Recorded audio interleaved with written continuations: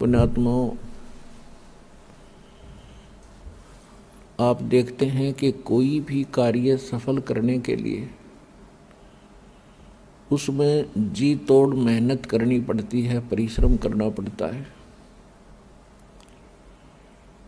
उसमें धन भी व्यय करना पड़ता है और समय भी खूब लगाना पड़ता है, तभी हम उसको सफल कर पाते हैं। जैसे किसान फसल तैयार करता है और सर्दियों के मौसम में गेहूं की फसल में पानी की आवश्यकता होती है। रात्रि के समय उसको लाइट मिलती है या कोई नहर से सिंचाई का समय मिलता है। सर्दी के मौसम में कितनी शीत लहर चलती है, कई बार बूंदाबांदी भी शुरू हो जाती है। उस समय हम सभी अपने घरों में रजाई ओढ़ के ऊपर कंबल भी डालते हैं, सभी दरवाजे खिड़कियां बंद कर लेते हैं कहीं सर्दी ना लग जा। और जिस किसान को रात्रि के समय पानी प्राप्त होना हो नहर से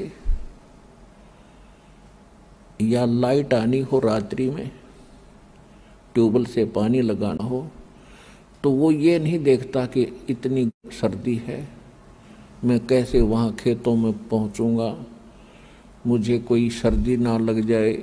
रात्रि में और भी बहुत सी समस्याएं होती हैं, कोई सर्प ना डस ले, हिंसक पशु ना हानि कर दे, लेकिन उन सब को चीरता हुआ किसान रात्रि में पहुँच जाता है एक सिंपल कंबल और खेस ओढ़ के।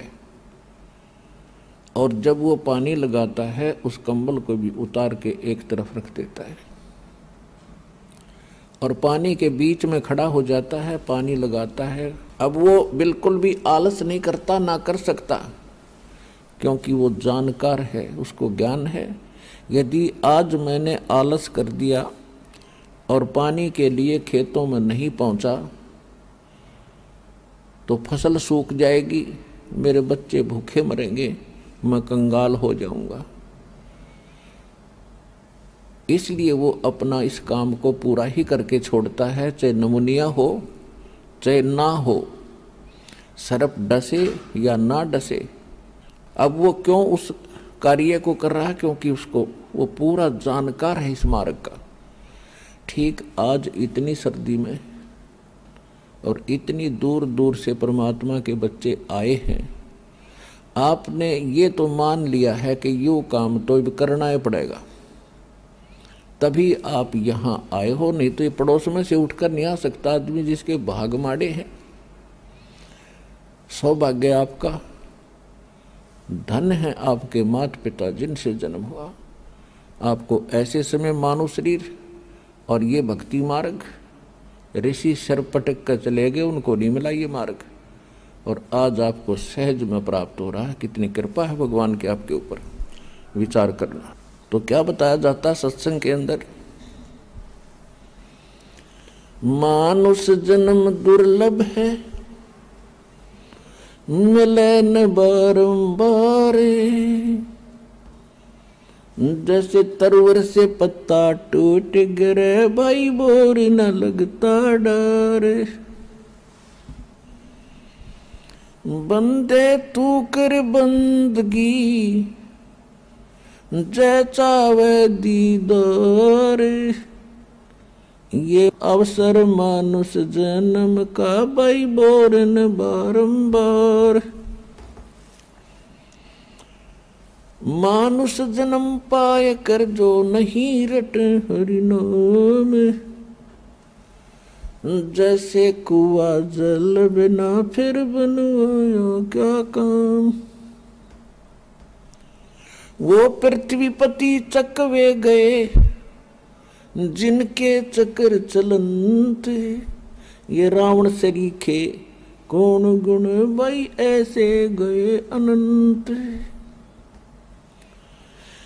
राम रटत दारिद्र भलो, टूटी घर की छान, वो सुंदर महल किस काम के, जहाँ भक्ति नहीं भगवान। राम रटत कोड़ी भलो, चू चू पड़े जो चाम।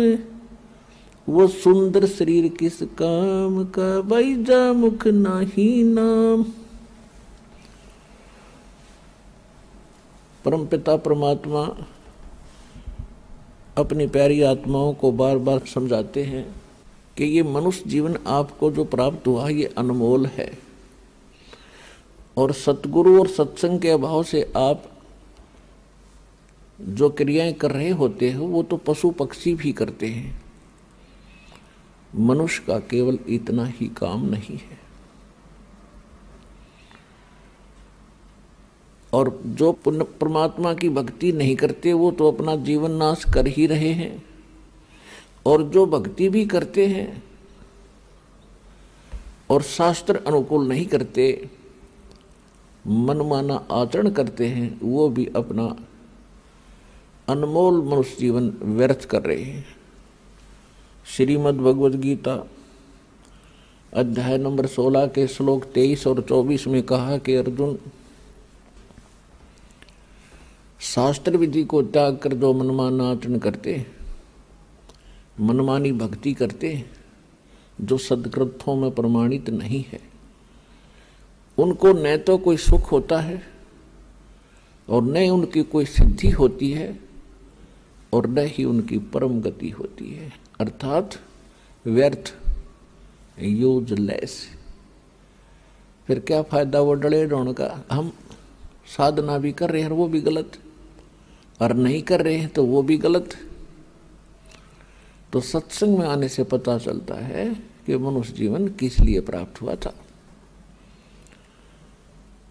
और इसके एक श्वास की कितनी कीमत है।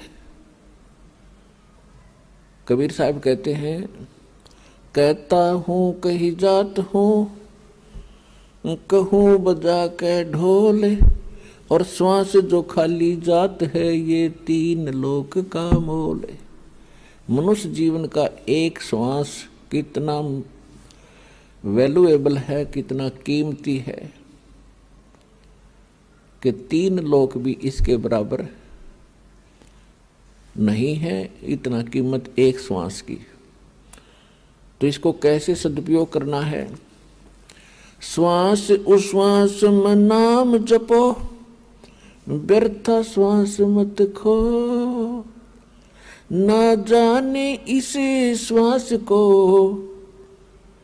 आवण हो के न हो। राम नाम रटते रहो, जब तक घट में प्राण, कबू तो दीन दयाल के बनक पड़ेगी कौन। परमात्मा कहते हैं कि श्वास उस श्वास में नाम जपो। ये सत्य नाम के सिमरण की तरफ संकेत है परमात्मा का। और व्यर्था सांस मत खो, ना जाने इस श्वास को, आवण हो कि ना हो। और फिर क्या बताते हैं, गोता मारूं स्वर्ग में मैं जा बैठूं पाताल, गरीबदास ढूंढता फिरूं अपने हीरे मोती लाल। आप जी को परमात्मा कहाँ से लाए हैं खोज कर ढूंढ कर। कारण कोई भी बनाया दाता ने, कोई टीवी चैनल को माध्यम बनाया या कोई बुक किसी भगत बहन भाई के द्वारा आप तक अपना संदेश पहुंचाया, तो आप कितने किस्मत वाले हो, आप कितने लाडले हो उस भगवान के, और आप कितना कष्ट उठा रहे हो इस काल के लोक में।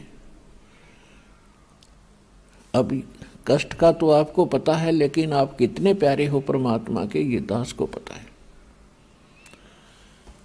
और इसका इब लाभ उठाइयो। बहुत युग हो गए आपने या गफलत करते, अब या गफलत ना करना। बड़ी मुश्किल से ये रास्ता मिलता है, इससे भी दुर्लभ है मनुष्य जीवन मिलता है। मनुष्य जीवन मिल जाता है तो ये मार्ग नहीं मिलता है, और ये मार्ग मिल जाता है तो आप फिर पुनः गफलत करते हो। पुनः गफलत क्यों करते हो? क्योंकि ये परमात्मा सुख सागर है और आपको सुख घने देगा, क्योंकि इसका स्वभाव है। और ये सुख आपका फिर दुश्मन सिद्ध हो जाता है, भगवान से दूर हो जाते हो। तो परमात्मा से डिमांड करना, जैसे भगवान हमें गाइडलाइन दे रहे हैं, सुख के माथे पत्थर पड़ो, जो नाम हृदय से जावे, बलिहारी उस दुख के, जो पल पल नाम रटावे।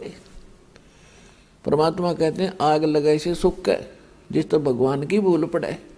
हे परमात्मा, ऐसा दुख दिए रखना ताकि तेरी याद बनी रहे। आज ये दुख जो आप यहाँ आए हो, आपके लिए वरदान सिद्ध हो गया। ये सुखी है माचे फिरें, जिनके पिछले पुण्य ज़्यादा हैं वो आज सुखी हैं, क्योंकि उनकी बैटरी चार्ज है। वो ये सोच रहे हैं हमारा क्या बिगड़ेगा। हमें पता है, परमात्मा की दूरबीन से हम देखते हैं आगे क्या होगा उन लोगों के साथ जो आज भक्ति नहीं करते। फिर पीछे तू पशुआ की जय गद्दा बैल बनाई, ये 56 भोग कहाँ मन बोरे, कहीं कुरडी चुरने जाई। ये भगवान कह रहे हैं, आम इंसान की बात नहीं है ये। उसके बाद क्या होगा जो आज भक्ति नहीं करते? फिर पीछे तू पशुआ की जय गद्दा बैल बनाई, और ये 56 भोग कहाँ मन बोरे, कि तो कुरडी चरने जाई। आज कैसा भोजन खाते हो, किस प्रकार गर्मी सर्दी से आप बचकर अपना सुरक्षित हो। यदि भक्ति नहीं करोगे तो ये मनुष्य जीवन के सांस पूरे होंगे, आपका जीवन अंत होगा। उसके बाद कहते हैं गद्दा या बैल की योनि में आप जाओगे। फिर ये आहार, आज आप समय पर चाय पीते हो, समय पर दूध पी लेते हो, भूख प्यास समय पर निवारण कर लेते हो, तो उस समय क्या बनेगी आपके साथ? फिर पीछे तू पशुआ की जय गद्दा बैल बनाई, और ये 56 भोग कहाँ मन बोरे, कि कुर्डी चलनी चाहिए। तो ये बात भगवान बिना हमें कौन बतावे।